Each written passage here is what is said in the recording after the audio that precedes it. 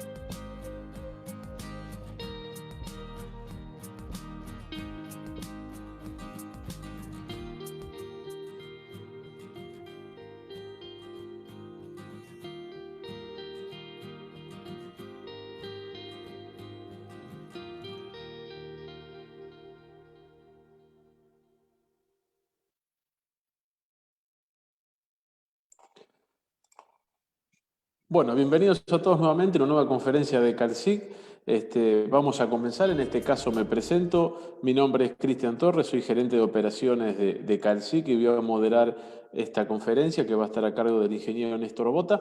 Pero antes, como siempre, vamos a hacer un pequeño repaso para quienes no nos conocen acerca de qué es CalSIC y a qué nos dedicamos. CalSIC inicia su actividad en el año 2000 en San Antonio de Areco, es una ciudad que está a 112 kilómetros de la ciudad de Buenos Aires, en Argentina. Está construido sobre un predio de 30 hectáreas y tiene una serie de simuladores e instalaciones especialmente diseñados para lo que es el entrenamiento para respuesta de emergencias. En el año 2000, CalSIC crece y se inicia de la mano y con el know-how del Fire Service College, que es la escuela de bomberos inglesa. Con ellos se diseñan todas las instalaciones y los simuladores y a partir de ahí comienza un camino de continuo crecimiento.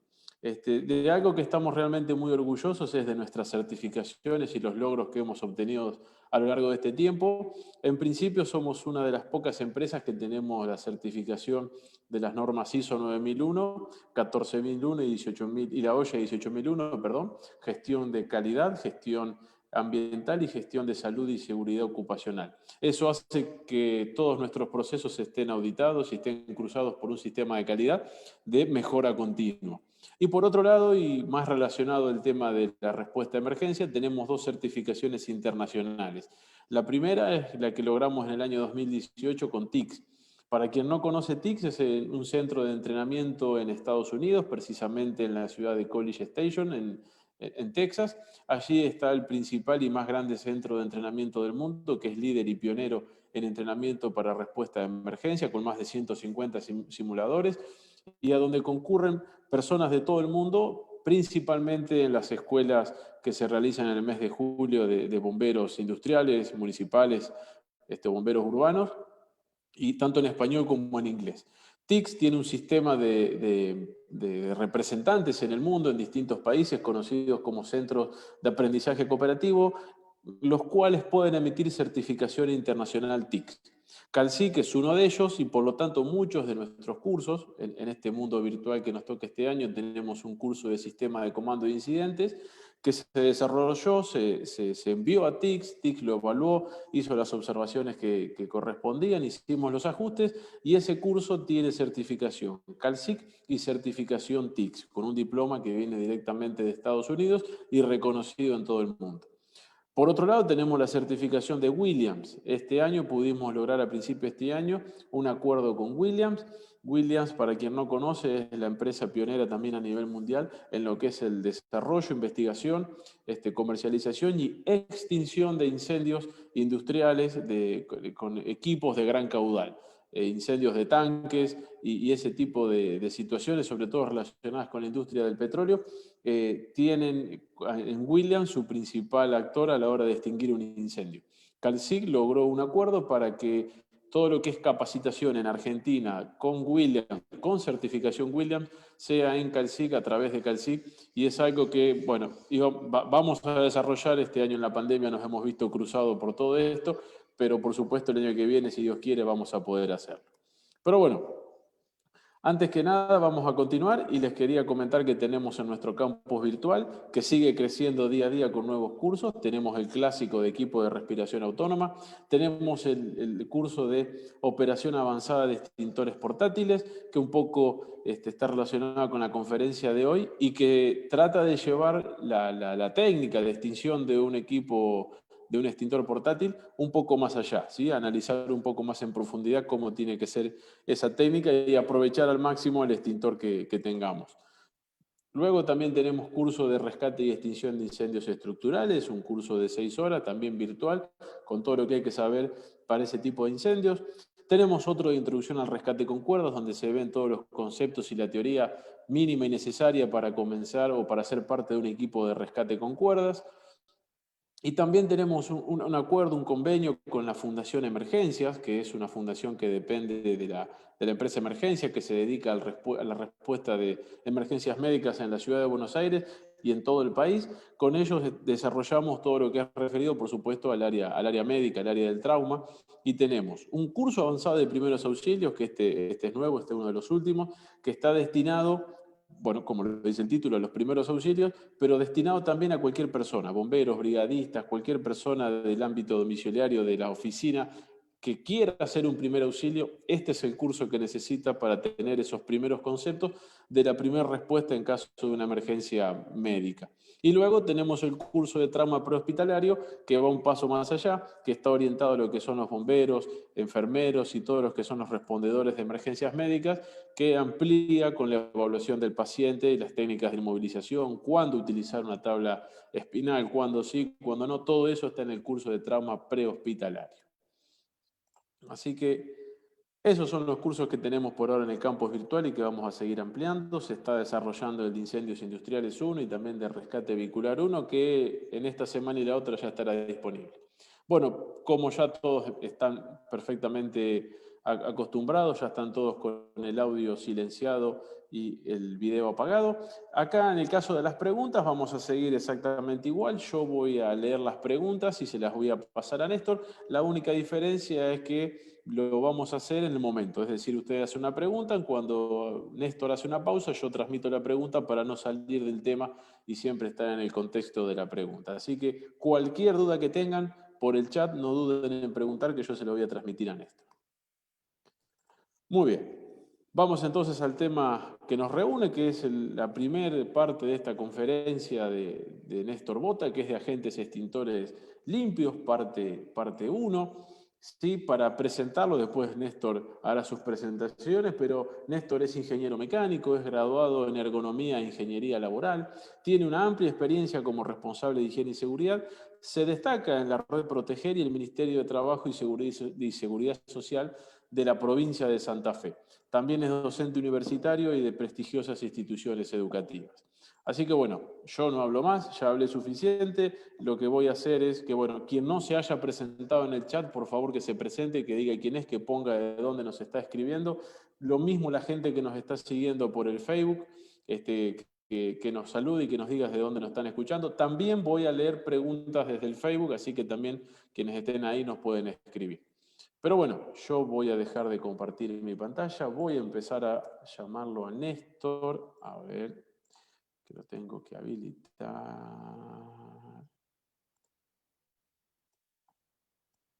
Ahí estamos. Néstor, ¿me escuchás? Buenas tardes a todos. Perfecto. Hola Néstor, déjame acomodar un tema acá. No hay Bueno, problema. Néstor, bienvenido a nuestro ciclo de conferencias, tu primer conferencia. Desde ya de antemano darte las gracias por estar con nosotros y todo el tiempo que has dedicado para preparar esta conferencia.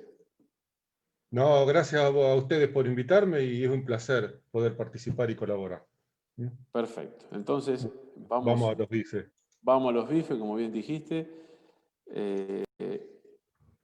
Ya estás compartiendo, ya estamos viendo tu presentación en el modo de presentación. Algo que... no, ya está Ya está hecho, ¿eh? Sí, sí, ya está hecho, Así que, bueno, Néstor, a partir de ahora, como acordamos, la conferencia queda en tus manos y cualquier pregunta que hagan yo la voy a ir transmitiendo en el momento. Bueno, no hay problema que me pregunten en el momento que, a ver, prefiero que me pregunten en el momento y no que después la pregunta quede descontextualizada de lo que en el momento estamos tratando. Así que prefiero hacer un parate, responder esa consulta y seguir. Bien. Epa. Esta es la agenda que tengo prevista para el día de hoy. Mientras ustedes leen tranquilamente la agenda, estuve viendo parte del cuestionario que hicieron cuando se inscribieron, y ya que estoy, les comento qué temas vamos a tratar de los que preguntaron y que no. No voy a tratar temas de extintores portátiles. Lo que voy a tratar simplemente es el agente extintor y no extintores portátiles, o como llamamos en la Argentina, matafuegos. Tampoco plan de evacuaciones en jardines. No, si después quieren hacerme preguntas en privado, no hay problema. Hay un par de preguntas sobre incendios en clínicas, mentales, edificios históricos. Escapo un poco a la dinámica de esta charla. Alguien preguntó por la IRAN 5317, que no existe. Existe la norma IRAN 3517, que seguramente quiso escribir eso la persona, y que trata de control y mantenimiento de extintores en la Argentina. Bueno, tampoco voy a tratar el tema control y mantenimiento de extintores. Y tampoco el tema de espuma. Así que ya de entrada, los que están pretendiendo ver alguno de estos temas, ya de por sí ya les aliento a que no lo puedo hacer. No me dan los tiempos, además. El resto de las preguntas sí, iré contestándolas en la medida que vayamos avanzando. Me presento, acá tienen toda mi información. Hay alguna pregunta sobre FM200, sobre si los agentes limpios son tóxicos para los alimentos, si se pueden usar en el hogar, en la industria electrónica. Estamos avanzando sobre cada una de estas preguntas en el momento. Y si me olvido, háganmelo saber durante la conferencia. Cualquier cosa por medio de estas redes sociales o por mi correo privado, me pueden hacer una consulta, no tengo problemas en responder. Bien, material de lectura. Se deja leer. No es un gran texto, pero se deja leer tranquilo el material de lectura. Así que merece una actualización de nuevo. Siempre hay cosas que uno le pifia, le mete la pata, pero bueno. Pero está bueno que lo puedan acceder a eso. ¿No? El acceso es libre, o sea, no tienen que pagar por nada. Bien, vamos a los bifes. Introducción. Cuando explico un agente extintor para mis alumnos, siempre les digo, cuando vayan a estudiar un agente extintor, dividan el estudio en los siguientes temas. ¿Qué es el agente extintor? Y acá voy a hacer la presentación. ¿Qué son los agentes limpios? ¿Qué es el agua? ¿Qué es el dióxido de carbono? ¿Qué son los polvos químicos secos? ¿Qué es la espuma? Después, ¿cómo apagan? O sea, los mecanismos de extinción. Y algo fundamental que a veces nos olvidamos cuando hablamos de agentes extintores son las ventajas y las limitaciones. Porque es importante a la hora de elegir un agente extintor, no solamente cuáles son las ventajas, sino fundamentalmente las limitaciones, porque son las que terminan dañando al usuario de ese agente extintor, o directamente no apaga o propaga el incendio. Y después obviamente vamos a ver algo de usos. Esto un poquito, no en este orden, pero sí vamos a ir viendo al agente extintor, lo vamos a ir estudiando de esta manera. Y obviamente cuando hablamos de agentes limpios tenemos que ver un poquito de historia, que con otros agentes extintores por ahí no pasa, pero para entender los agentes limpios es necesario hacer un poquito de historia. ¿Qué son los agentes limpios? Vamos a presentar un poquito qué es un agente limpio. Definición de NFPA 2001 del año 2018, la última versión. Ahí tienen la versión en inglés y una adaptación en castellano. No quiero decir que está mal, porque no me corresponde, pero la definición de agente limpio queda un poco corta, porque si uno analizamos esta definición, el dióxido de carbono también entraría como agente limpio, y el dióxido de carbono lejos está de ser un agente limpio. Lo que le falta a esta definición de agente limpio es que el agente limpio no tiene que dañar a los usuarios, ni al usuario del agente extintor, del extintor portátil, por ejemplo, ni a los usuarios, ni a las personas que están dentro de una habitación. Esta es una de las características fundamentales de todos los agentes limpios. No dañarlo en el contexto de un incendio, no en el contexto de la producción y la fabricación del agente extintor. Por lo tanto, un agente limpio es una sustancia extintora no conductora de la electricidad, es un líquido volátil, o sea que cuando sale de la atmósfera pasa a estado gaseoso en forma muy rápida, es gaseoso y fundamentalmente no deja residuos. Por eso es que si uno analiza esta definición, el dióxido de carbono tranquilamente podría ser un agente limpio, pero obviamente lejos está el dióxido de carbono de ser un agente limpio, no porque ensucie, sino porque termina dañando a las personas por asfixia simple. ¿Cómo podemos dividir a los agentes limpios?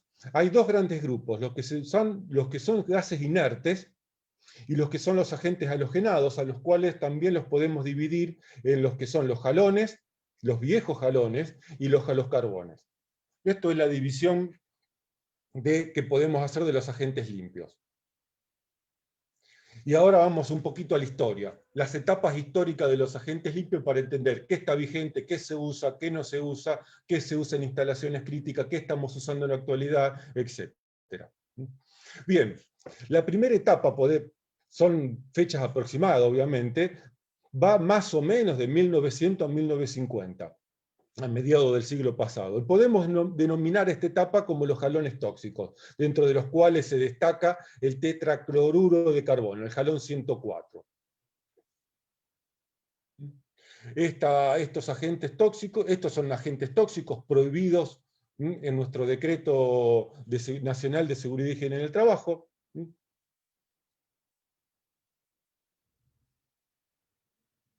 Si alguno ve estas lindas botellitas, que algunos la guardan en la repisa como recuerdo, etc., yo les diría que no atesoren este tipo de cosas. Es halón 104. No es para que se caiga en una habitación porque van a tener problemas. Yo diría que vacíen esta botellita de acuerdo a algún método adecuado de disposición de residuos y con la seguridad correspondiente, se guardan la botellita e intenten deshacerse de lo que tiene adentro. Es una botellita de vidrio, funciona es una granada, como se denomina, pero tiene tetracloruro de carbono y es un gas, es un líquido tóxico. No es para andar jugando ni para tener de recuerdo en absolutamente ningún lado. Están totalmente prohibidos junto con los otros dos agentes de la misma época.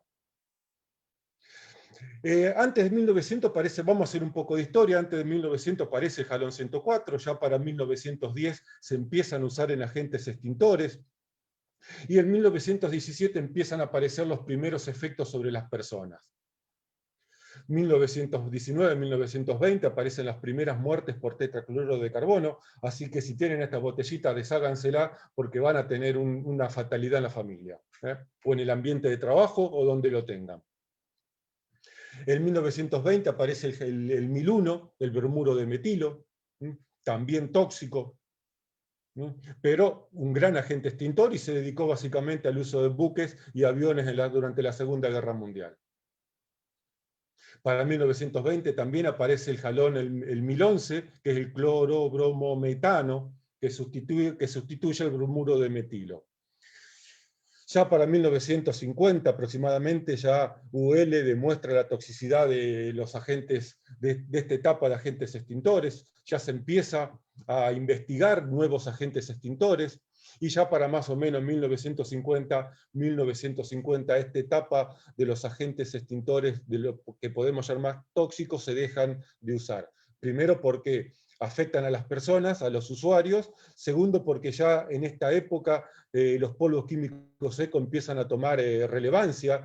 Los polvos químicos secos son también de principio del siglo pasado, pero tenían problemas de humedad y tenían problemas se me escapó la palabra, de circulación por las cañerías, y por lo tanto ya para esta época se le agregan aditivos que permiten que los polvos químicos secos circulen correctamente por las cañerías y no absorban humedad. Y como apagan en forma similar a los agentes halogenados, son más baratos y no dañan a las personas, por lo tanto el sustituto era prácticamente cantado. Para 1960, más o menos entre el 50 y el 60, la era de los halones tóxicos, llegamos al fin de los halones tóxicos.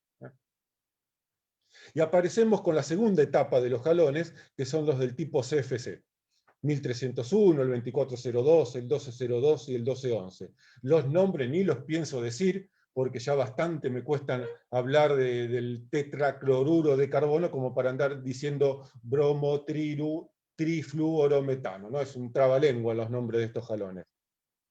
Son unos excelentes agentes extintores, pero tenían un pequeñito problema. Se empezó a descubrir que afectan la capa de ozono. Así que ya para 1978 se empiezan a prohibir como propelente en aerosoles. En 1985 aparece el Convenio de Viena sobre protección de la capa de ozono. Para 1990 ya se produce la primera, el cese de la fabricación de los CFC a partir del año 2000. Para los que somos de la Argentina, en 1991 se promulga la ley de la 24.040 sobre las sustancias agotadoras de la capa de ozono, dentro de los cuales están estos 4 jalones que ustedes acaban de ver en pantalla. Artículo 1 del Protocolo de Montreal. Ley 24.040 del año 91, la fecha la pongo para tener una referencia. Y ustedes podrán ver ahí que está el jalón 1211, el jalón 1301 y el jalón 2402 entre los jalones que están dentro de los compuestos químicos incluidos en el anexo A. Aparece en el año 92 la enmienda de Copenhague que acorta los plazos para el cese de la fabricación de los CFC, y ya más o menos para el 93, 90 y pico, ya en Estados Unidos aparecen los primeros sustitutos de los jalones. Algo que después voy a nombrar es, en el año 2002 en la Argentina, aparece la resolución, la 620 del 2002, de la Secretaría de Ambiente y Desarrollo Sustentable, que vuelve a autorizar el uso de estos jalones. Los jalones se prohíben en el mundo, o en gran parte del mundo, aquellos que adhieren al Protocolo de Montreal, y después muchos de estos jalones se volvieron a autorizar en instalaciones críticas. Ya sobre eso voy a volver dentro de un rato. Bien, prohibidos estos jalones, 1980, 1990, de acuerdo a qué parte del mundo estemos hablando, estos jalones ya no se podían usar en instalaciones de protección contra incendio ni ningún otro tipo de instalación. ¿Qué hacemos? No puedo tirar todo una instalación porque los jalones nuevos todavía no habían aparecido. ¿Qué aparecen? ¿El dióxido de carbono es un reemplazo para los jalones? No. Primero porque no es un agente limpio. Primero porque produce asfixia simple y por lo tanto termina dañando a las personas, matándolas, para ser directo. Por lo tanto no es un agente limpio. Y segundo, más allá de esta cuestión que se puede trabajar en los ambientes ocupados, con sistemas de alarmas, el problema es que el dióxido de carbono, para tenerlo en estado líquido, necesitamos presiones superiores a los 70 bar. Y los sistemas de jalones trabajan a presiones entre 10 y 15 bar, o sea que las instalaciones tampoco me servirían para poder reutilizarlas y reemplazar el jalón 1301, el 1301, por el dióxido de carbono. Así que el dióxido de carbono no fue una solución, ni la sigue siendo, para reemplazar a los agentes limpios. Por lo tanto, aparecen en el mercado los denominados agentes inertes, que son mezcla de argón, nitrógeno y dióxido de carbono. Son mezclas que vamos a ver después, obviamente ya la mayoría debe saber cómo apagan, pero vamos a hacer una explicación nuevamente. ¿Por qué? Porque hay un mosquito dando vuelta que me estaba molestando. Estos agentes extintores nos permitía reutilizar las instalaciones, básicamente. Y fundamentalmente tampoco dañaban a las personas que habitaban o que habitan una instalación o un ambiente de trabajo. Por lo tanto, los agentes limpios no son jalones. Esto es lo que hay que tener en claro. No apagan de la misma manera. Son agentes limpios, pero no son agentes halogenados. Son gases inertes. Y apagan, obviamente, por sofocación. Ya después, más adelante, empiezan a aparecer los halocarbonos, que son los que actualmente están en uso. Pero también están en uso los jalones que agotan la capa de ozono, porque esto ya lo vamos a explicar a su momento. Esto es un poquito la historia, rápida, contada rápida, pero más o menos como para tener una idea de cómo vino la mano de 1900 hasta la fecha. ¿Qué son los jalones? Vamos a entrar a explicar cada uno de ellos. Vamos a hablar de los jalones tóxicos, nos olvidamos por un momento porque directamente están prohibidos. y ya no se deberían estar usando ni siquiera para tener de recuerdo. Entonces vamos a los halones del tipo CFC que agotan la capa de ozono. La definición dice que son agentes, que son hidrocarburos, de los que uno más átomos de hidrógeno fueron reemplazados por átomos de halón. Flúor, cloro, bromo y yodo. El yodo es el que menos se usó para este tipo de agentes extintores. Acá tienen un listadito de qué hace cada uno de estos haluros en la fórmula o en la composición del agente halogenado, como se denomina.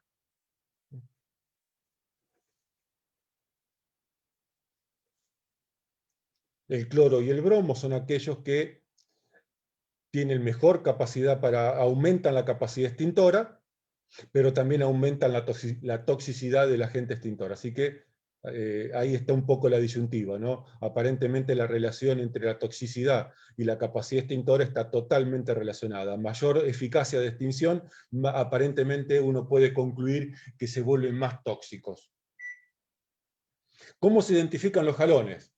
Aunque ya no se usa esto, pero está bueno volver a repasar esta identificación. Los números corresponden, cada posición en el número corresponde a un átomo. La posición A a la cantidad de átomos de carbono, la posición B, átomos de flúor, cloro, bromo y yodo. Seguramente es mucho más fácil hablar de números y no hablar de tetracloruro de carbono en una discusión o en un debate, porque se volvería un trabalengua permanente. El 1301 tiene un átomo de carbono, 3 átomos de flúor, 0 átomos de cloro y 1 átomo de bromo, y 0 de yodo. Y así cada uno de los agentes extintores, tanto sea de la etapa tóxica como de los CFC.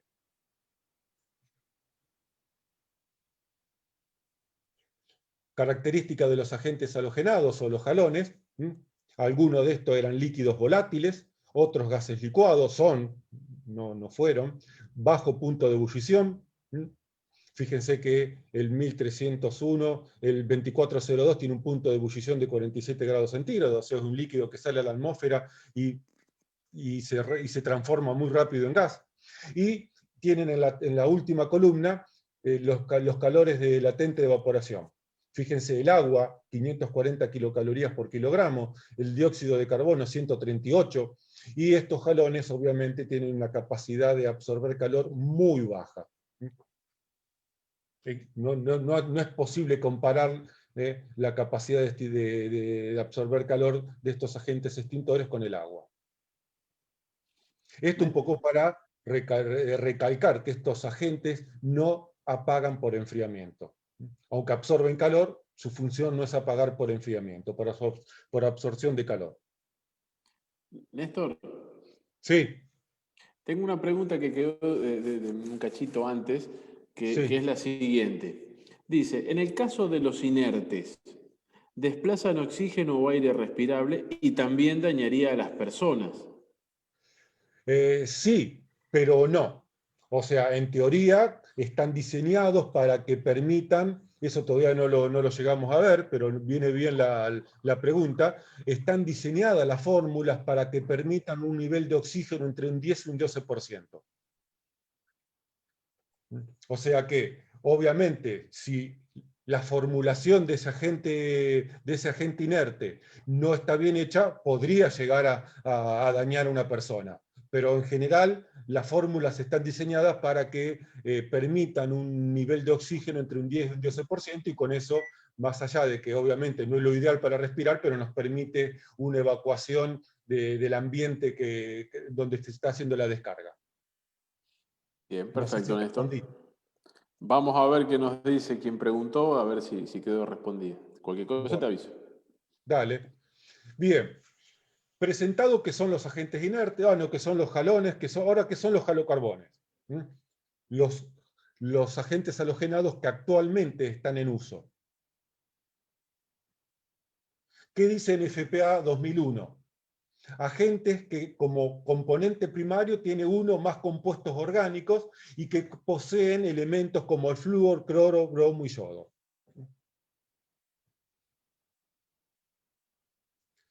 Ya acá no se usa la numeración, sino se usan siglas, que corresponden a los compuestos que tienen este halocarbono.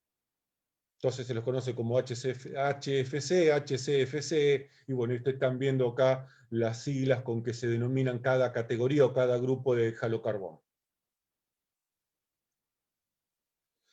Y por lo general ya pasamos a la época de los nombres comerciales. Hablamos del Halotrón, del FM200, que hicieron una pregunta, del Nové, que cada fábrica, cada productor de agente químico, de agentes extintores, le ha puesto su nombre, y entonces ya dejamos de llamarlos con la fórmula o con numeritos, sino directamente se han impuesto los nombres comerciales. Estos son la lista de NFPA de los agentes extintores del tipo halocarbonados serían.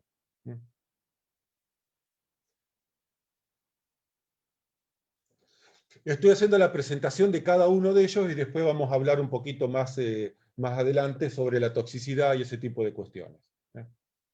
¿Qué son los agentes inertes? Hablamos de, siguen los agentes inertes todavía en uso, pero no son halones. Esto es lo que es importante aclarar. Contienen en forma primaria gases como helio, neón, argón, nitrógeno, y algunos también dióxido de carbono como componente secundario.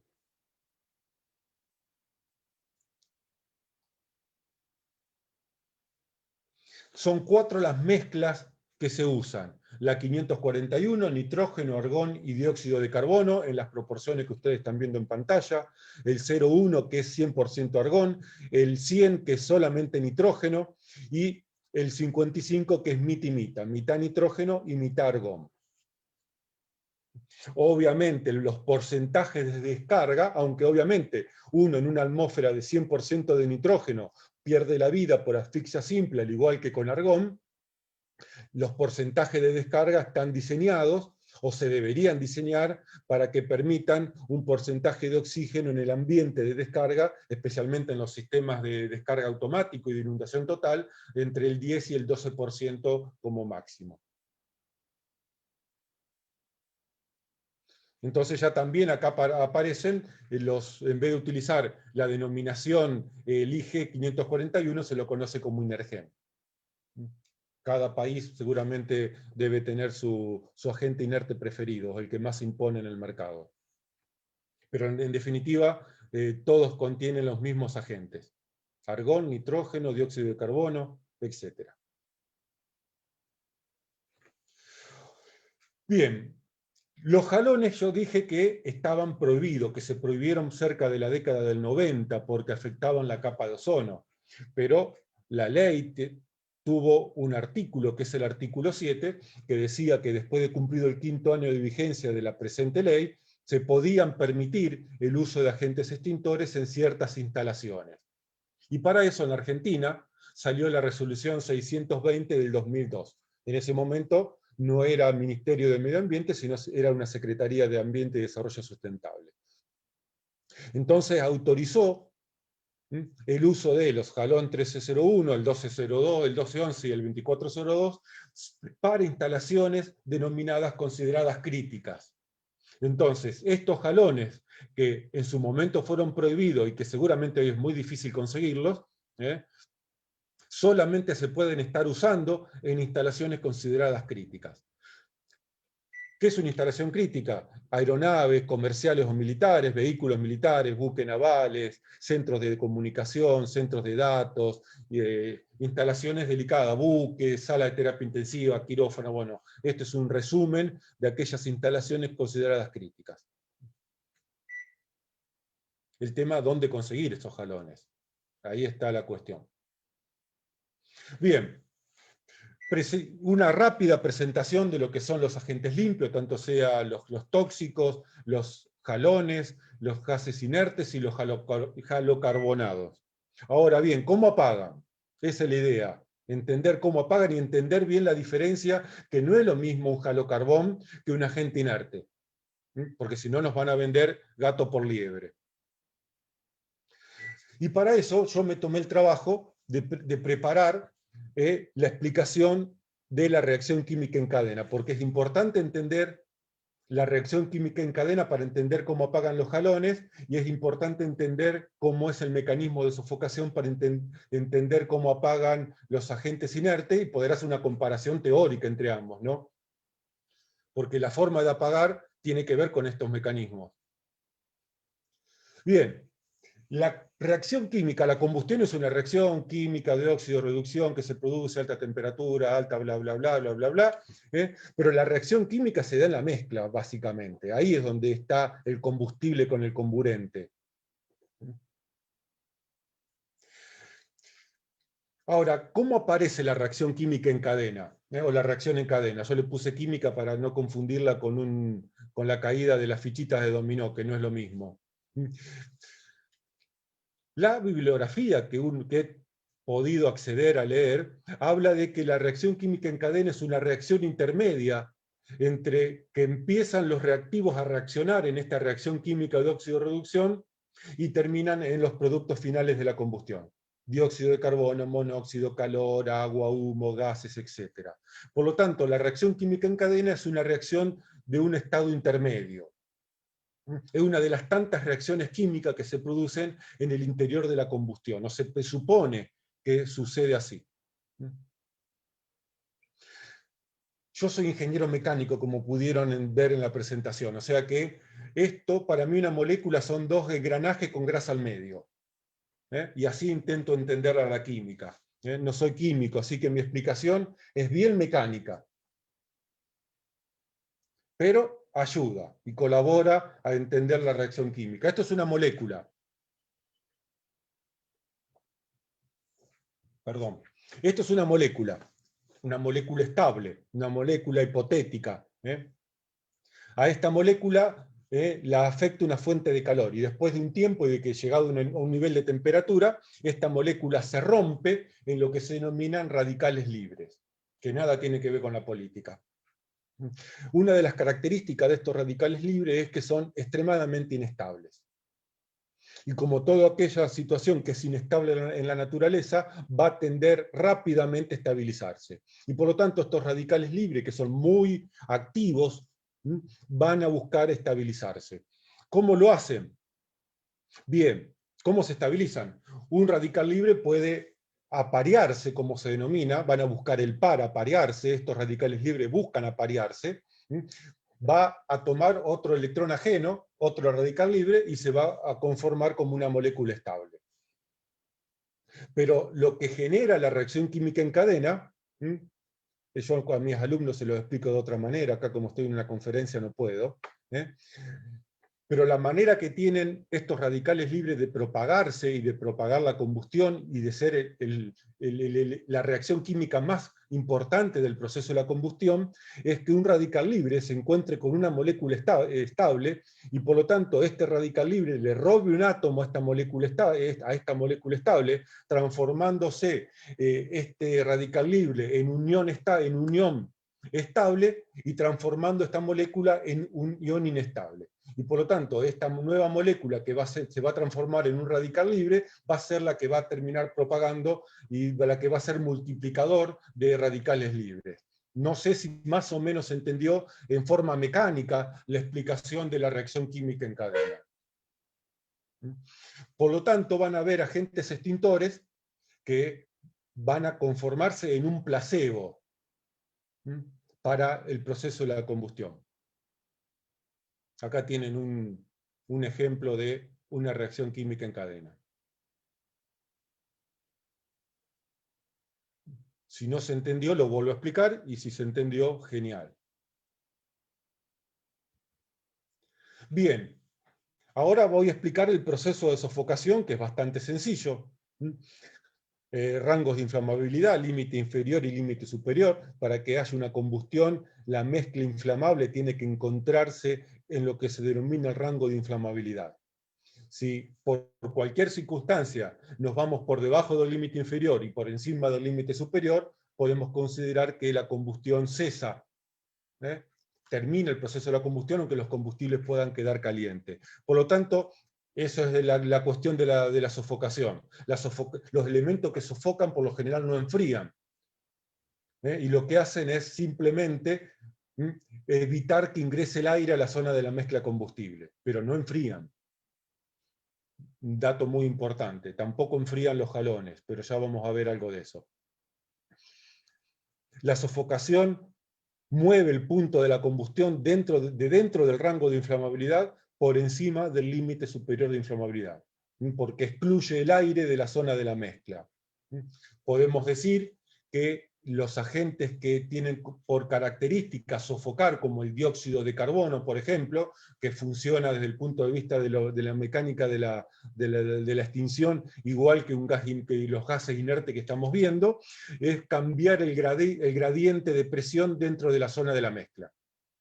La única manera que ingrese aire a un proceso de la combustión, a un incendio, es por el proceso de difusión. Y para eso necesita que la presión dentro de la zona de la mezcla sea menor a la presión fuera de la zona de la mezcla. Por lo tanto, el aire ingresa por un proceso natural denominado proceso de difusión. El agente inerte es inerte porque no reacciona.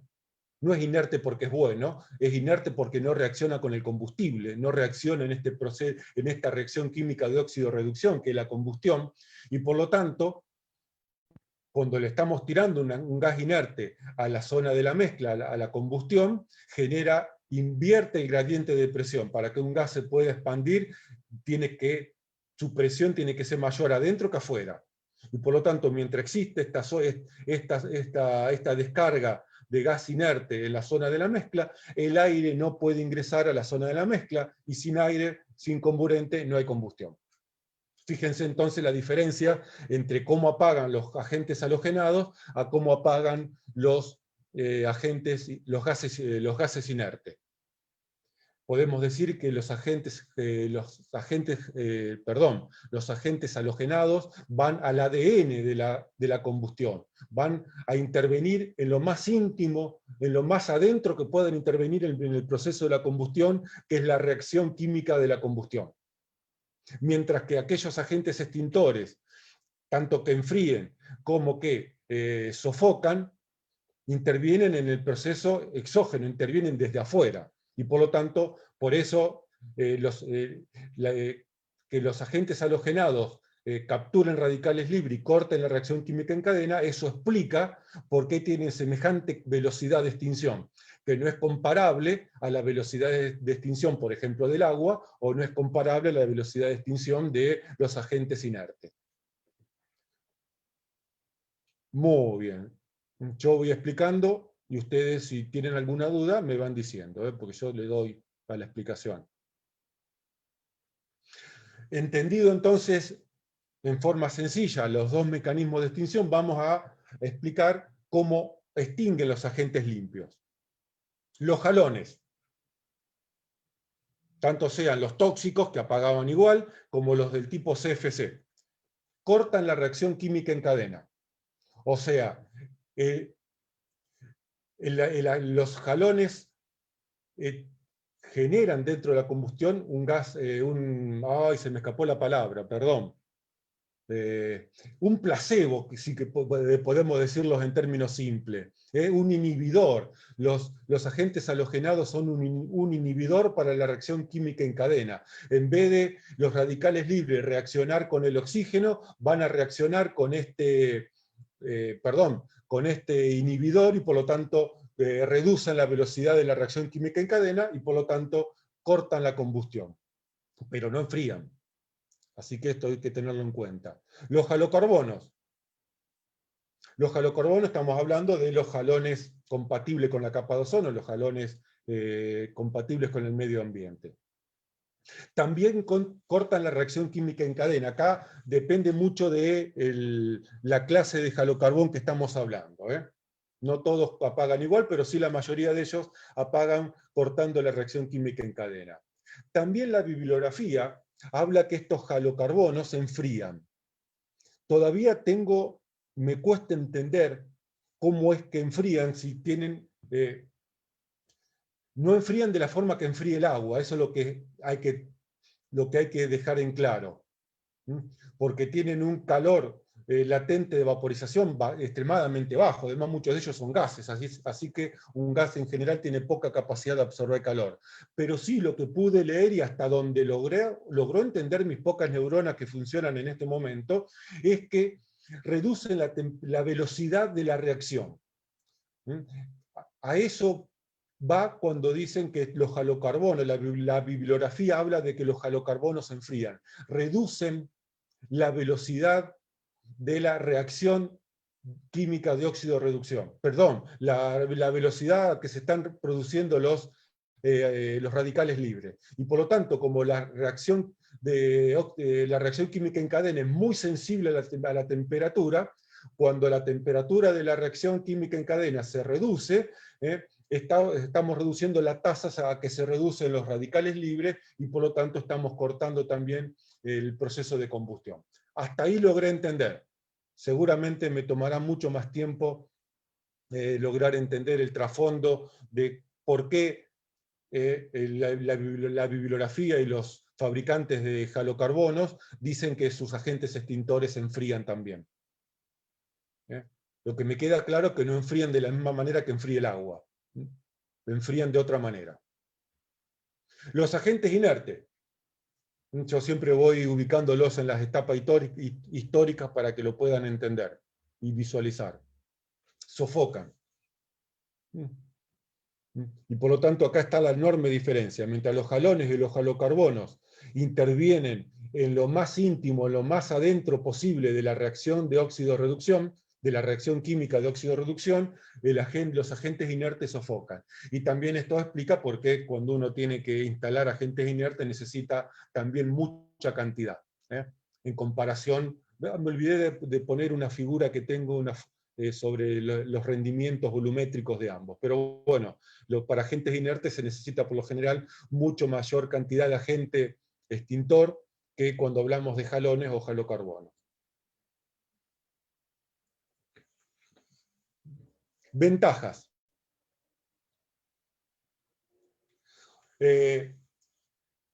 A las concentraciones de descarga queda suficiente oxígeno para poder respirar.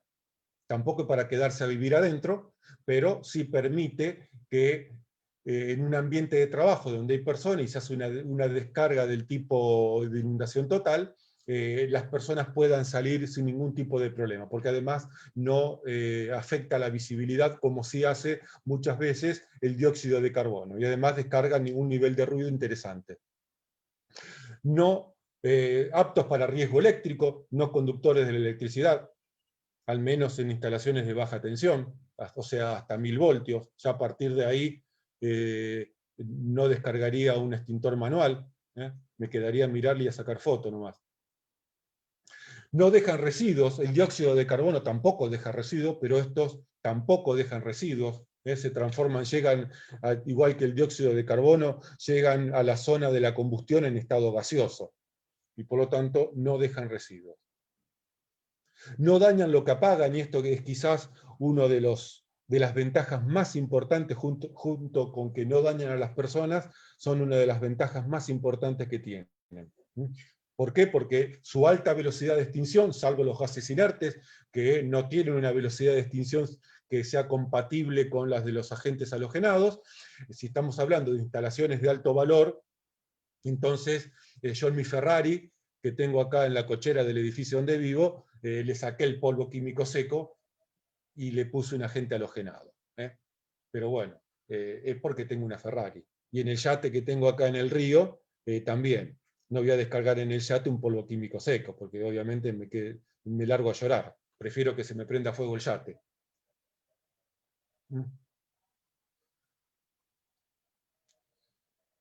Comprendidas las ventajas, yo sigo explicando. Si no hay preguntas, sigo explicando. Uso de los agentes limpios. El concepto de agente limpio, cuando hablamos de agentes extintores, no hablamos solamente que es limpio porque no ensucia. Es limpio porque no daña a las personas, es limpio porque no ensucia, y es limpio porque no daña lo que va a pagar. Ese es el concepto de limpio. Estos tres elementos, cuando hablamos de un agente limpio, hablamos de estas tres cosas: no daña, no ensucia y no... se me escapó, no daña, no ensucia y no me acuerdo más, ya estoy con las neuronas cruzadas. Usados en falsos suelos, en espacios escondidos, cuando se necesita una rápida extinción, salvo los gases inertes, cuando existe riesgo eléctrico, y fundamentalmente en instalaciones de gran valor. Los agentes halogenados van destinados básicamente a instalaciones de gran valor, tanto sea porque el elemento es costoso, valioso, o porque estamos ante la presencia de que lo que guarda esa instalación es de alto valor, como puede ser una central de comunicación o una central de datos, donde necesitamos que el agente extintor apague rápido para que el daño sea lo menor posible, que el agente extintor no dañe un servidor de Google. Imagínense un incendio en un servidor, o un servidor de una empresa de comunicaciones, y que no dañe a las personas que potencialmente puedan encontrarse dentro de esas instalaciones. Y obviamente los agentes limpios especialmente son aptos para descargas en ambientes habitables, y acá viene una pregunta que decía si lo puedo usar en habitaciones donde hay personas. Sí, totalmente. Si el sistema está bien diseñado, podés usar el FM200 o cualquier agente extintor en ambientes donde hay personas. Ni hablar si estamos usando extintores portátiles.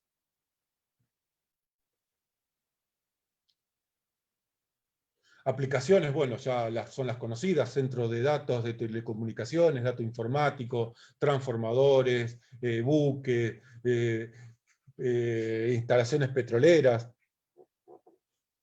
laboratorios, centros de diagnóstico por imagen, donde los equipos no solamente son costosos, además son estratégicos, porque uno no sale al almacén de la esquina a comprar un equipo de resonancia magnética. En laboratorios químicos, cuestiones de galerías de arte, donde hay libros incunables, esos libros que son muy cuidados y muy históricos, porque hay poquitos.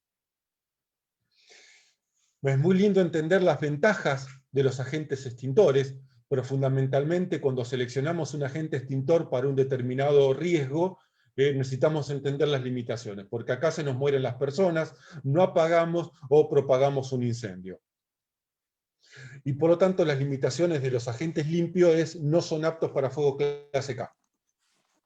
Alguien preguntó, ¿puedo usar, son aptos para una casa, para un hogar, un agente de halocarbonado? Sí, genial, sería lo ideal. Ahora, explicarle a los que viven con vos que no lo usen cuando se prenda fuego la freidora.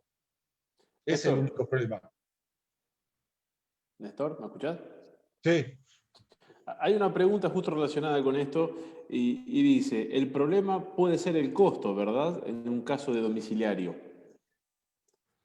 Sí, totalmente. Justo lo tengo en esta presentación, ahora lo vamos a ver eso. Bueno, perfecto. A lo que está el dólar en la Argentina, tener un agente halogenado es un lujo que muy pocos se pueden dar. Lo ideal para una casa es el polvo químico seco. Apaga todo, fácil de usar, no es peligroso, no daña a las personas. Ahora, te largás a llorar cuando alguien por accidente lo descargó. Imagínate los chicos jugando, están en la edad de tocar todo, de probar todo, y te descargaron el matafuego de 10 kilos de polvo químico seco en tu casa. Y creo que llorás un par de años, ¿no? Además de la paliza que te ligás. Decís, vos con tus cosas de incendio, y te agarra tu esposa y te dice, y estás una semana limpiando. Así que, pero bueno, no hay el agente extintor ideal. Todos los agentes extintores tienen un lado lindo y un lado que mejor entenderlo para no meter la pata. No son agentes extintores aptos para fuegos presurizados, para fuegos de presión, como puede ser una torre de destilación. Sí, a ver, están a presión, tienen la posibilidad de descarga electrostática, mucho más lo tiene el dióxido de carbono, pero no es el principal problema que tienen las descargas de estos agentes de extinción. Como no tiene capacidad de enfriamiento, de absorber calor como sí lo tiene el agua. A ver, en fuegos en profundidad no van a servir, no van a funcionar. La única manera de apagar un fuego en profundidad es con agua. No hay otra manera, o removiendo, bueno, cada combustible A con su técnica. Y son productos caros. Hace un mes estuve haciendo una búsqueda por Mercado Libre, por las páginas de venta de agentes extintores, y no lo actualicé al dólar nuevo, pero la comparación sigue siendo válida. Un jalón de 5 kilos está un extintor portátil, está aproximadamente 20.000 pesos, y uno de polvo químico seco similar de 5.000 pesos. Si yo tengo que recargar un matafuego de polvo químico seco, sale muy económico. Recargar un matafuego de jalón te sale una lágrima, un par de lágrimas, y posiblemente no lo vayas a hacer. Sí, son para lo que vivimos en Argentina, son productos extintores caros. Por eso básicamente van destinados a donde el combustible o el riesgo tiene un valor muy alto. Por ejemplo, mi Ferrari, mi yate, a ver, el valor de esos elementos, el valor sentimental también de esos elementos, hacen que el polvo químico seco lo haya sacado y haya dejado extintores de jalón. Néstor, tengo una pregunta. Sí. Cuando hablabas ahí de los fuegos combustibles presurizados, Jonathan Velardes dice si un matafuego de estos mencionados puede ser utilizado en un tanque de oxígeno. El oxígeno no es combustible, es un comburente. El oxígeno no se prende fuego, por hablar en términos sencillos. La pregunta me aclara viene por el tema hospitalario. Claro, Entonces sí. también como comburente, no como combustible. Claro, pero a ver, el oxígeno puede ser en un proceso hospitalario, en un centro donde se esté haciendo oxicorte o soldadura oxiacetilénica. El oxígeno no es combustible, es un comburente, por lo tanto en sí mismo no se va a prender fuego. Si de última, lo que va a hacer el oxígeno va a aportar al ambiente combustible que vos tengas, y lo va a hacer mucho más combustible o más, va a aumentar el riesgo de combustión. Pero lo que vos tenés que tener en cuenta es el agente combustible para elegir el agente extintor, no el comburente, básicamente. Ahora, si vos tenés un incendio donde hay tubos de oxígeno, ahí tenés que enfriar, porque lo que le puede pasar al tubo de oxígeno es que explote por presión. Por en sí mismo el tubo de oxígeno no se va a prender fuego por sí solo, porque es un comburente. El riesgo es que hace del ambiente un ambiente mucho más combustible y más peligrosamente combustible que si hubiera aire con un 21% de oxígeno normal. Está No bien, sé si ahí respondí. sí, Jonathan nos dice perfecto, así que quedó respondido. Bien, algo que hay que tener en cuenta con los agentes halogenados, que es la descomposición térmica del agente. La descomposición térmica es cuando descargamos el agente extintor al incendio, a la combustión, y este se descompone en otros agentes, en otros elementos químicos. Sí, ahí los agentes halogenados descomponen térmicamente en agentes tóxicos. Y ya los vamos a ver ahora en un ratito.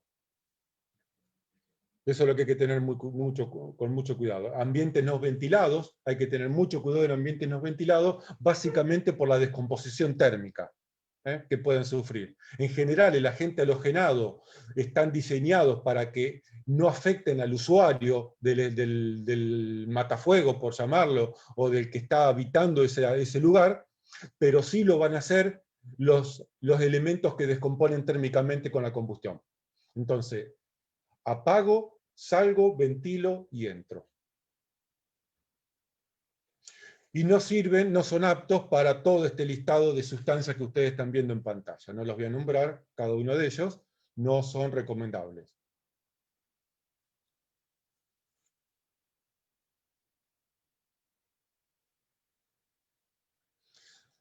Vamos a la toxicidad de los agentes extintores. agentes de los halones. Fíjense esta tabla, aunque la mayoría de estos agentes halogenados, algunos no se usan y otros están prohibidos.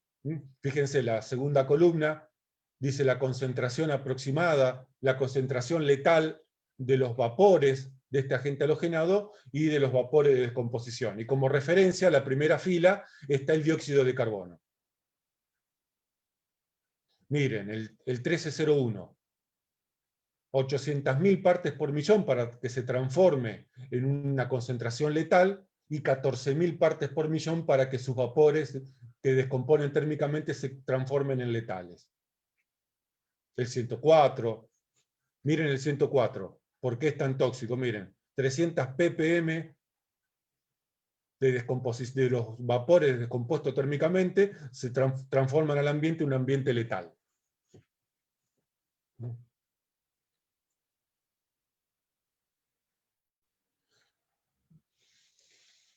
Los tiempos permitidos de exposición para estos halones, para los agentes halogenados de la segunda etapa, los que afectan la capa de ozono.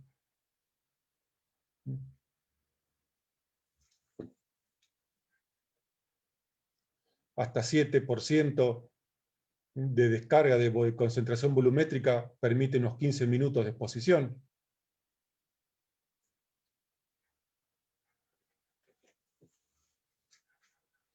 Hasta 7% de descarga, 7% de estos halones en volumen, no hay efectos en las personas.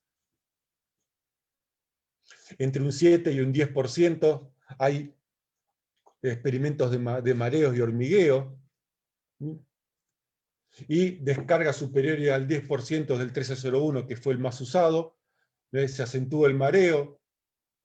Las personas sienten que pierden el conocimiento, me desmayo, me desmayo, ninguno se desmaya, se reduce la destreza física y estos síntomas, estas sensaciones desaparecen una vez finalizada la exposición. Esto es lo que hacen estos halones.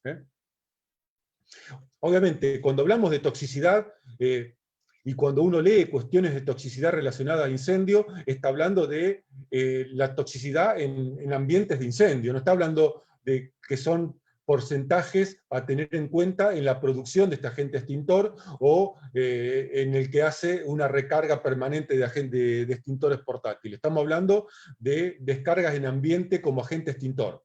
La toxicidad no está hablando del que manipula permanentemente el agente halogenado, sino de la toxicidad en un ambiente donde potencialmente puede haber personas. Una descarga para un fin que es apagar un incendio.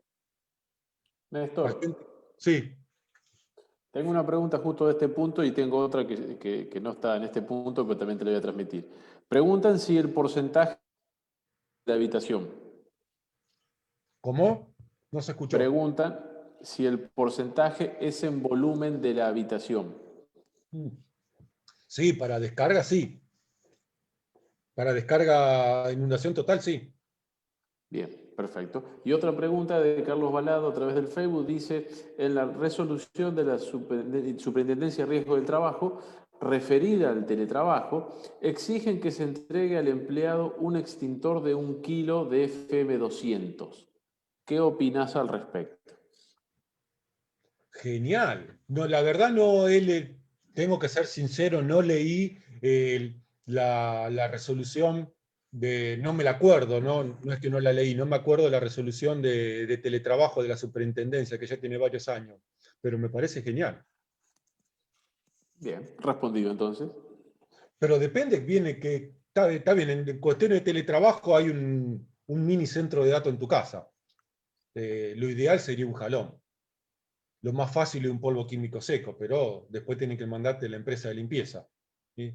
Y tienen que mandarte una esposa nueva porque te van a pegar hasta que no te queden tobillos en los talones.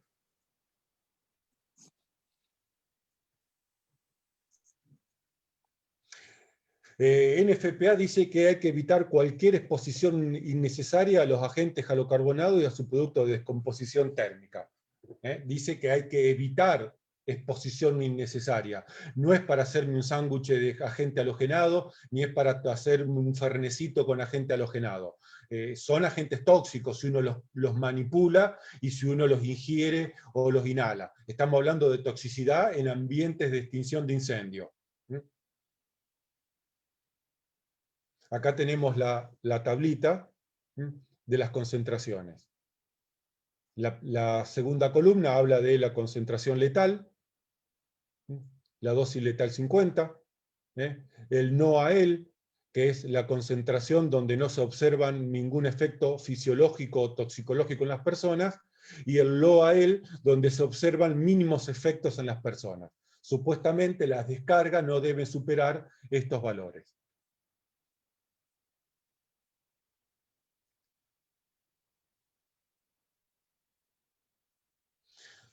NFPA 2001 es bastante extensa cuando habla de los porcentajes de descarga. Yo le puse dos de los ítems más sobresalientes.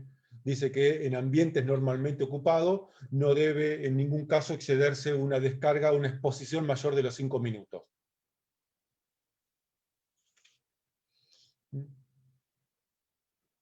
O sea, si alguien diseña un sistema de descarga de inundación total bajo NFPA, que es un referente obviamente a nivel internacional, no debería haber ningún tipo de efecto adverso en las personas potenciales que estén en ese ambiente de trabajo.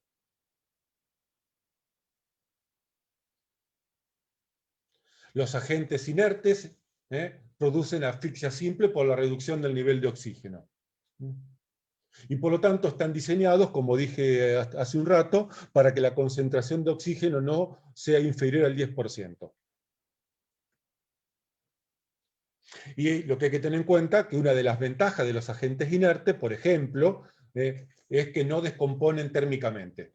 No hay componentes tóxicos o corrosivos también que produzca la reacción de la combustión con el agente inerte. Esto es una enorme ventaja respecto de los agentes halogenados, que sí descomponen térmicamente y pueden llegar a dañar o lastimar, no, a enfermar a una persona o intoxicar a una persona. Vamos a la tablita, fíjense esta tablita de qué efecto hace cada porcentaje de oxígeno en ambiente, entre un 10 y un 12%, que es lo máximo de oxígeno permitido. Tenemos una respiración, estamos en el principio de la cianosis. O sea que las personas todavía tienen suficiente oxígeno para tener una sobrevida interesante.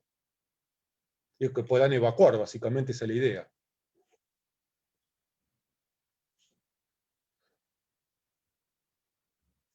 El nivel de bajo efecto, que sería la tercera columna, es la que estaría generando, es la que genera ese nivel de descarga, genera un porcentaje de oxígeno entre un 10 y un 12%. O sea que los niveles de diseño, que son 43% y 3% para el IG-100, estamos con nivel de oxígeno superior al 10%.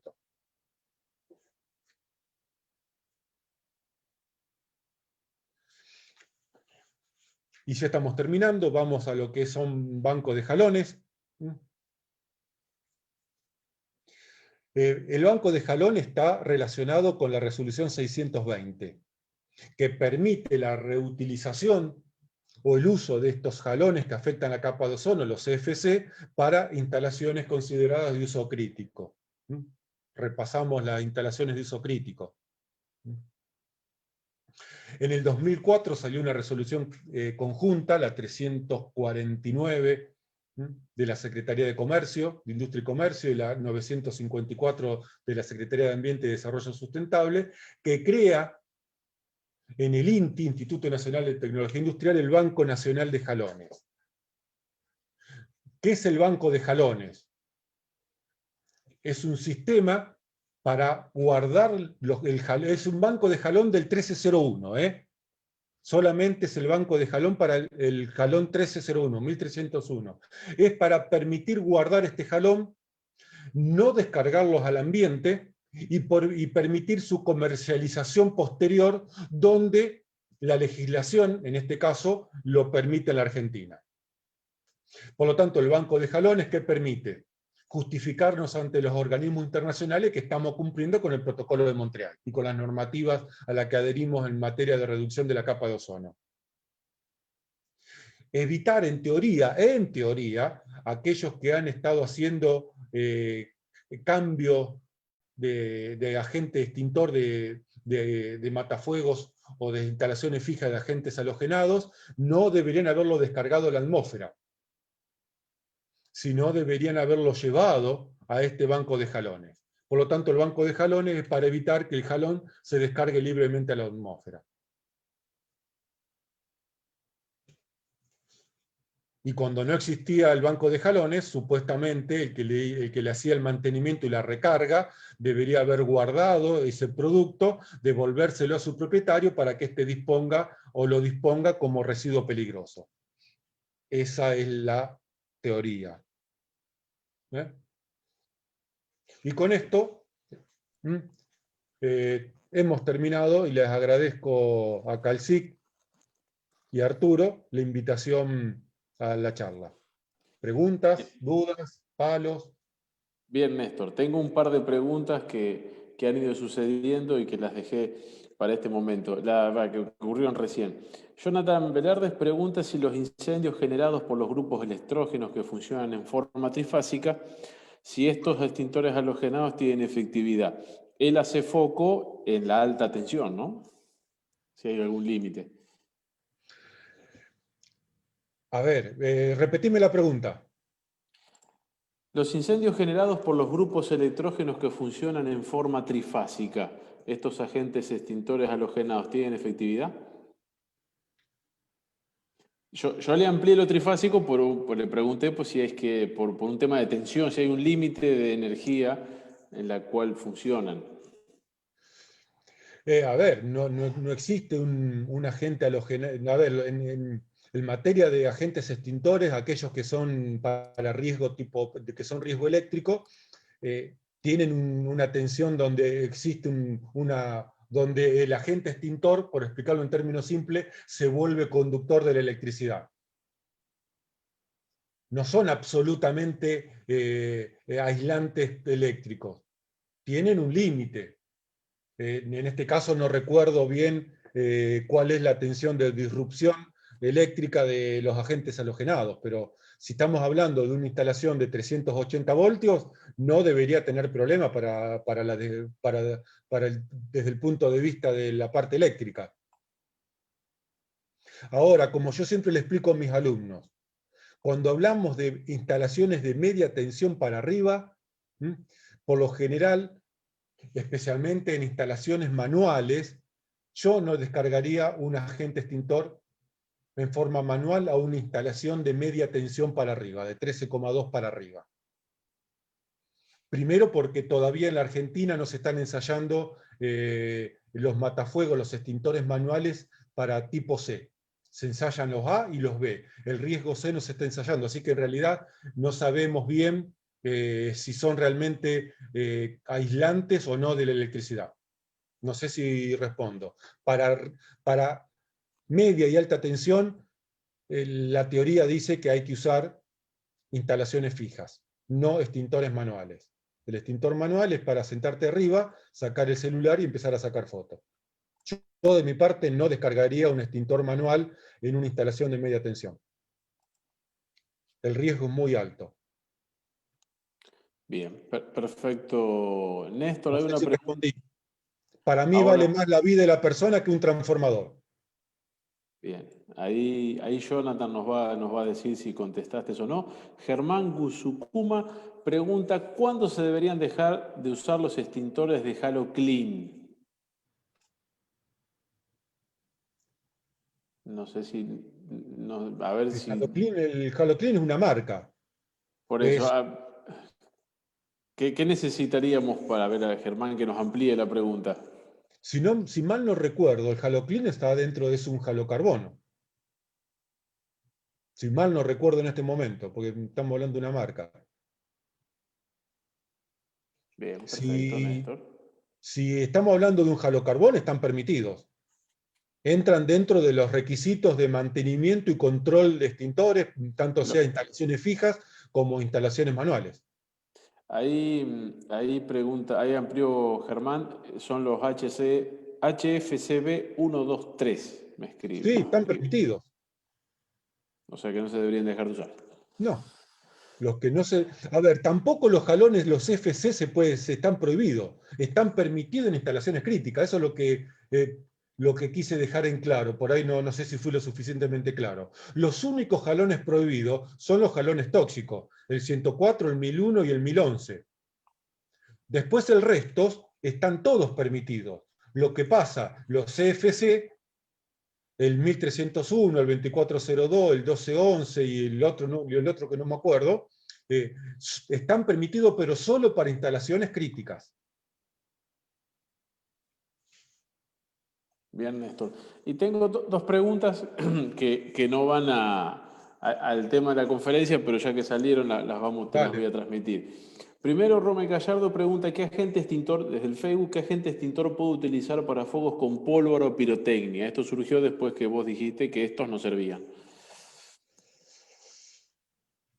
Para pólvora, la Distancia. verdad, no sabría decirte en este momento. Tendría que ponerme a analizar, ver bien el proceso de la pólvora, la pirotecnia. Pero a ver, ¿los podés apagar? Esa es la pregunta que yo me estoy haciendo en este momento, así pensando en voz alta. ¿Sirve de algo apagarlo? ¿La velocidad de combustión te permite apagarlos? Porque tiene una velocidad de oxidación altísima. La pirotecnia, a ver, los explosivos no se apagan. Hasta donde yo conozco, explotan. Pero bueno, esto es un tema que escapa a mi conocimiento, los materiales explosivos. Lo estoy tocando Bien. de oído, nada más de analizar un poco la situación. Bien, bien, Néstor, no hay problema. Y Luis Turín, similar, pregunta qué extintor es recomendable para bancos de baterías.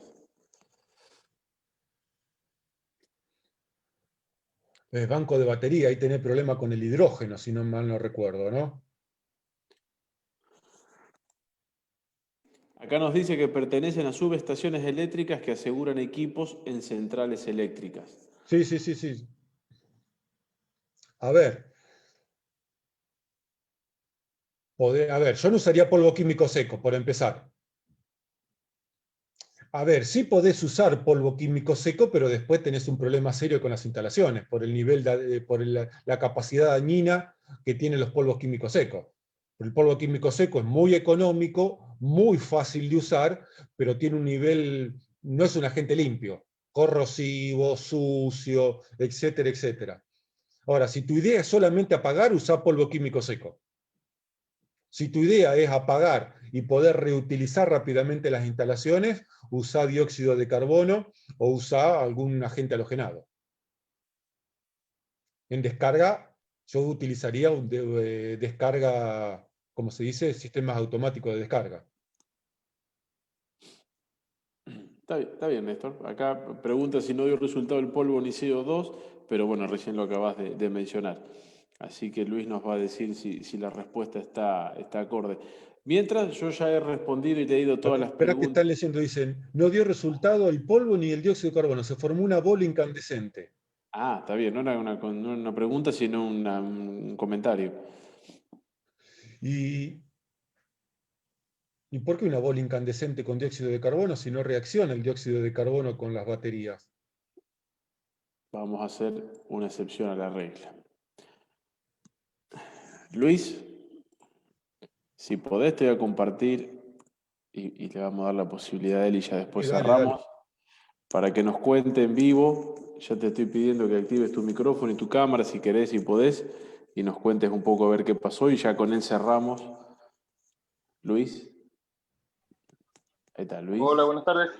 Sí, ahí está Hola, Luis. ¿cómo Luis. estás? Hola, buenas tardes a todos. Es un evento que tuvimos nosotros y nos habían recomendado la instalación que tenemos ya en planta, el uso de polvo y también, bueno, CO2. Están en esa zona, digamos, está cubierto, pensado con CO2 y con polvo químico. En un evento que hubo con unas baterías, comenzó a incendiarse una y se fue pasando al resto, y a medida que se disparaba con los extintores, aparentemente comenzaba a apagarse y se volvía a formar una bola incandescente y se encendían de nuevo. No sabíamos, digamos, hemos hecho nosotros la consulta y nos dijeron que eso era lo recomendable, que no sabían cuál era el motivo, que quizás sea por los gases que desprendía o por algo de metal de los compuestos de las placas o las barras de las baterías. Nos quedó la duda y bueno, en algún momento hemos tratado de consultar, pero todo nos llevaba a que eran esos. Por eso mi consulta era si se podía usar alguno de los halogenados o los halogenados con carbónico, digamos, que para reemplazar los que ya tenemos, por la mala experiencia que hemos tenido y digamos, la dificultad que nos dio el apagarlo. Sí, lo que yo te recomiendo es primero te recomendaría leer alguna norma NFPA que trate el tema de sistema de extinción para salas de batería, para sistema de UPS. Sería lo ideal eso, como referencia. Ahora, después yo me pondría a investigar por qué se formó la bola incandescente. ¿A qué se debe la reacción? ¿Qué pasaba ahí adentro? Si estaba reaccionando realmente el combustible o los gases de la combustión con el agente extintor, o era una reacción propia de la combustión de la batería. A eso que lo que nosotros, digamos, hasta incluso el fabricante, pues ya teníamos la recomendación para la instalación de esos productos, y el fabricante, digamos, se desligó un poco de la responsabilidad y creíamos que podía ser eso, los componentes que tenía las baterías, el banco ese en particular. Y bueno, quedó el caso en estudio y el fabricante dijo que no había nada. No era normal tampoco de que se inicie un incendio por un corto interno de una batería y nada así. Ha sido muy raro y nos ha dejado con dudas a todos, incluso el mismo proveedor del banco de baterías. La idea, bueno, fue ver de reemplazar, porque si hemos tenido ese problema, quizás nos provean baterías con algún componente que no está contemplado para lo que ya tenemos nosotros. Sí, quizás si Posiblemente por hay ahí otros pase el problema. componentes. Bien, y reemplazando y utilizando jalón, ya ahí podría quedar cubierto. Pero si, a ver, si los componentes de las baterías, cuando se combustionan, tenés que ver si van a reaccionar con los jalones. Porque si Bien. reaccionaron con el dióxido de carbono o con el polvo químico seco, ahí tenés un problema. Estoy pensando que a lo mejor el problema son los materiales con que están construidas las baterías. Que tenga algún Bien. componente que esté reaccionando con, es lo que dijiste vos, que algún componente de los que uno no se imagina que esté reaccionando con los agentes extintores. Bien. Seguimos entonces con el análisis por ese lado. Sí, porque a ver, si vos aplicás NFPA y te dice que sí lo puede usar, pero después cuando el que te construye la batería la construye con algún contaminante, con algún elemento de los que no está permitido, te va a pasar exactamente lo mismo. Bien. Estoy pensando en voz Bien. alta, ¿eh? No soy un experto en sistemas de batería, no me he puesto a estudiar el tema. Lo hemos consultado también y apuntaban con los expertos la misma opinión, digamos, Néstor. Sí, Bueno, concuerda totalmente con lo que nosotros también opinamos en la central. Pero bueno, hemos quedado con eso y tenemos varios bancos, y esa es la preocupación nuestra. bueno, entonces habrá que desarmar una batería y mandar a analizar los materiales con que está construida la batería. Bien. Como para Bueno. tomar una decisión, porque por ahí el problema es la batería y el fabricante de la batería, que por obvias razones te va a decir que su batería está bien. Exactamente. Sí, sí, sí. Que no es un buen referente el fabricante. Yo que vos iría a Exactamente. algún laboratorio que sea ajeno al fabricante de baterías. Ahí veo que me amenaza el fabricante de baterías. Estamos nosotros también de acuerdo, así que. Bueno, Bueno, muchísimas gracias. Bueno, no, Gracias. faltaba más. gracias a vos, Luis. Gracias. Bueno, Néstor, ya hemos llegado casi al límite del tiempo con con la conferencia. Por lo que he visto yo que han estado todos realmente atentos, hemos tenido cerca de 35, por el momento 40 personas en Facebook y hemos tenido unas 25, perdón, unas 30, unas 35, 40 en Zoom, unas 25 en Facebook, por lo tanto Bien. estuvimos arriba de las 50, 60 personas. Que déjame compartir que nos han estado escuchando gente de, por supuesto, Argentina, de Brasil, de Chile, de Colombia, de Costa Rica, de Ecuador, Guatemala, México, Panamá, Paraguay, Perú, República Dominicana, Uruguay y Estados Unidos. Y eso es lo que tenemos registrado, pero seguramente en Facebook ya otros han Bueno, saludado a otros países. Néstor, por el lado de Calcic, darte las gracias nuevamente no, por tu conferencia, que ha sido excelente, y nos vemos prontamente con la segunda parte de este tema. muy bien. Gracias a ustedes por invitarme y gracias a todos por aguantarme un poco. Por favor, gracias nuevamente para vos. Y a todos los que han estado escuchando y compartiendo esta presentación, les recuerdo que queda en Facebook para quien la quiera revisar o quien quiera tomar contacto con Néstor. Ahí él publicó en el inicio de la presentación sus formas de conectarse, por si quieren hacer algunas preguntas en particular o quizás el proveedor de las baterías te quiera localizar, Néstor. Ahí te puedo Sí, ubicar. para mandarme un vino. Claro.